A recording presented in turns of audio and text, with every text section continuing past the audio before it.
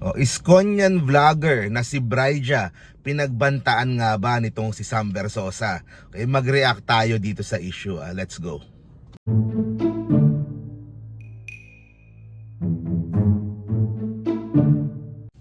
So ito, basahin po natin itong post ni Bryja. Actually, I don't want to post this but I am also worried for my safety. Pinagbantaan ng isang ordinaryong taong gaya ko ni Sam Versosa. Manila, please pray for my safety. Ito daw yung sinabi ni Sam Versosa. Panoorin natin yung video dun sa post ni Bryja. Maraming salamat. Angelo, salamat sa iyo. Bryja, antayin mo, hanapin kita kung nasan ka. Alam mo ba hindi ka nakatrace? Antay ka. Tandaan mo yan ha. Hanapin kita. Mabait lang tayo. Kalmado lang ako. Pero gago rin ako sa mga katulad mo.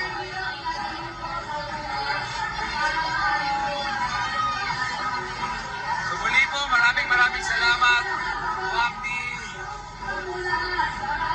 Carl, Almacen, Vance David. Maraming salamat po sa mga sumusuporta. Umaga, tanghali, hapon, mamayang gabi, meron na naman. Hindi kami titigil. Buong Maynila tutulungan namin. Kaya galingan nyo, mamili na kayo ng boto, damihan nyo yung bibili nyo boto. Hindi nyo kami maabutan. Bibilisan namin ang trabaho, lalo namin sisipagan. Saka lahat ng mga kumakalaban, tandaan nyo lang, markado kayo lahat. Next time kayo rinihingin ng tulong. Okay. Yun yung sabi niya, lahat ng mga kumakalaban, markado kayo lahat. Sa susunod, kayo din ang hihingi ng tulong. Okay? So, may comment pa si Bryja. Ano ba yung sinabi ni Bryja? Ano ba sinabi mo, Bryja? Ba't ganyan galit na galit si Sam Versosa sa'yo? Ito yung explanation ni Bryja. O, for context, I asked him kung saan nanggaling yung bigas na pinamimigay niya kasi nilalait niya yung rice na pinamimigay ng government. I also asked kung nasaan siya nung pandemya. I didn't say anything foul. As a public servant, he should be open to scrutiny. Pero ganyan ang response niya sa isang ordinaryong tao na gaya ko, pagbabanta. Okay, so yun ang naging komento ni Bryja dito. Ayan, tingnan natin kung meron pa siya sasabihin. So yan, so in fairness, ang daming mga taga Maynila na who stood behind Bryja at talagang ang daming mga comments na sinusuportahan tong si Bryja dito sa kanyang sitwasyon dito kay Sam Versosa. So kayo guys, ano sa tingin nyo? Ano sa tingin nyo? Anong masasabi nyo dito sa video ni Sam Versosa? Kung saan ay yun, may sinabi siya tungkol dun kay Bryja. So comment din dito kung ano sa tingin nyo. Gusto ko din palang mag-shoutout sa mga taga-Tambunting, okay? Kasi kahapon po sa Barangay 373 ay nandyan po tayo, kasama po yung pong Yormes Choice, si Congresswoman Apple Nieto, yung mga konsehal, yung aking very close na kaibigan, Konsehal Chris Tagle, nandyan, no? Si Konsehal Tol Zarcal, na mas gwapo ba sa kanyang tatay na si Letlet? Ano sa tingin nyo? Tapos of course, si Cookie ni Mocha, si Konsehal Mocha, tawa ako ng tawa kahapon doon. Kasi parang sinasabi niya, Cookie ni Mocha, ang sarap-sarap. Ganun yung mga tao, nakakatawa kahapon.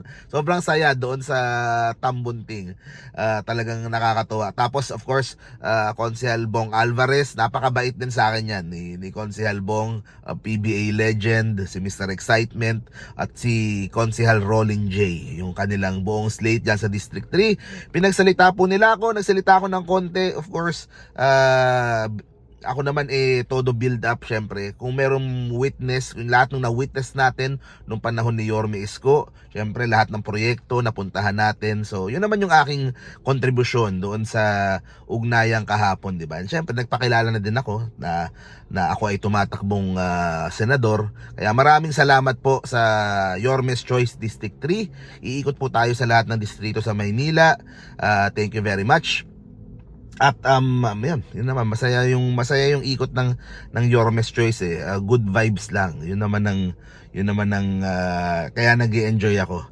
Kaya actually yun din yung isang rason kung ba't ako tumakbo, kasi nag-enjoy talaga ako sa kampanya eh. At ngayon ako na yung nangangampanya para sa sarili ko. Wala nga lang tayong malaking budget, pero okay lang kasi kumaga, love ko naman yung ginagawa ko, at nakakapag-spread tayo ng good vibes sa mga tao, at yung advokasya natin nasusulong natin, at kahit konti nakakatulong tayo kay Yorme Isko. Yun. So yun naman yun. At may nagtatanong lang din, sagutin lang din natin. Kasi sa national ko na post, sumusuporta ako sa gobyerno. O pagbaba ko sa Maynila, very close ako kay Konsehala Mocha Uson. So hindi nila magets na Mark, parang binabash pa ako. Very anti-Duterte ka, tapos pagbaba mo ganyan ka kay Mocha. Tsaka sa akin una, yung personal na pagkakaibigan namin ni Miss Mocha Uson, yan po ay labas ng politika. Sa totoo lang po, whether you like her o kung you hate her, kung ano man ang nararamdaman nyo kay Miss Mocha, ako na po magsasabi, napakabait po niyan. Okay? Napakabait po niyan pag makakausap nyo sa personal. Wala akong masabi talaga siya, tsaka yung kanyang mami ay napaka warm, walang ere, napakabait ng si Miss Mocha. Kaya hindi, kumaga, magaan talaga yung loob ko sa kanila. Kaya yun naman yung aking maano doon. Labas yan sa kahit na anong politika. Alam nyo yung trabahong ginagawa namin dito, sa akin hindi siya dapat gawing personalan eh. Maaring mag-disagree kami sa kung anong direksyon ng bansa on the national level. Pero at least sa Maynila pareho kami ng gusto, di ba? Yun naman yung importante doon. Kumaga hinahanap mo yung mga bagay kung saan kayo pareho. Hindi yung hina-highlight mo yung mga bagay na hindi kayo magkasundo. So sa akin, yun naman yung punto ko doon. Basta ako, meron akong opinion kung what is best para sa bansa at what is best para sa Maynila. And ako, pag tinanong mo naman ako, I identify first and foremost as an Iskonyan, diba? At dapat nga matuwa tayo kasi si Mocha Uson ay kumaga naging talaga full-blooded Iskonyan. Lalo na pag naging konsehala na yan, talagang magiging solid Iskonyan talaga yan, kasi maraming nagkakalat nung mga values at yung mga advokasya ni Yorme Isko. Kaya yun ang importante. At para sa akin, kaming mga Iskonyan, diba? Ito naman ang sinasabi ko, dapat welcome tayo sa lahat. Kung merong DDS, loyalista, kakamping na gustong maging Iskonyan, ba't natin tatanggihan? Diba? Ba't natin, tanggapin natin ang buong buo? Kasi gusto nating dumami. Hindi naman yung tayo-tayo lang. Hindi tayo dadami niyan. Pero yun ang punto ko doon. Okay? So thank you very much po. See you po sa next video. Manila, God first. Bye-bye guys.